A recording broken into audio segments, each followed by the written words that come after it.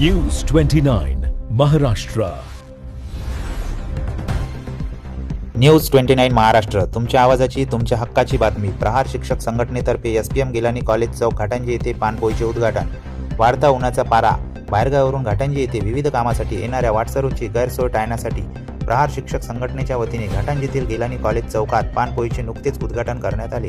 यावेळी उद्घाटक म्हणून घाटंजी पोलीस स्टेशनचे पोलीस निरीक्षक केशव ठाकरे, सेवानिवृत्त PSI सुधाकर इंगळे, सेवानिवृत्त केंद्रप्रमुख सुनील बोंडे, तर प्रमुख अतिथी म्हणून सेवानिवृत्त प्राचार्य पंजाबराव डंबारे, वामनराव वाकोडे, विस्तार अधिकारी सागर विठाळकर, होमदेव कनाके, किशोर भोयर, अरविंद चौधरी, प्रहार जनशक्ती पक्षाचे शहर अध्यक्ष सचिन कर्णेवार आदी उपस्थित होते.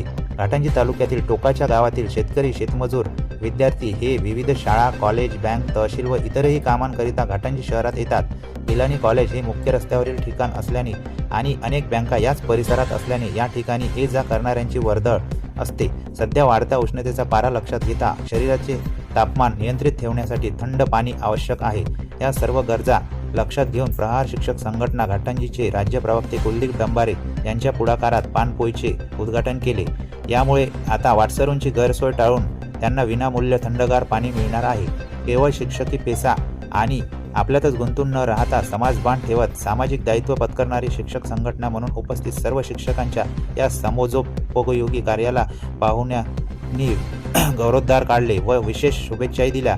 या प्रसंगी विनोद लोखंडे, हनुमान कुमरे, सुभाष चव्हाण, अतुल भोयर, निखिल पांगुळ, संतोष चौधरी, पवन राऊत, महादेव गोडाम, प्रफुल्ल वातिले, आशिष जमदापुरे, शालिक दाबर्डे, मंगेश खर्चान, अविनाश विरदंडे, सचिन राऊत, महेश खडसे, वीरेंद्र खडसे, मोहन देशमुख, प्रशांत दीडशे, प्रशांत चौधरी, मनोज बोबळे, सतीश गणवीर, अनिल डहाके, विष्णू कनाके, अतुल वानकडे यांची उपस्थिती होती.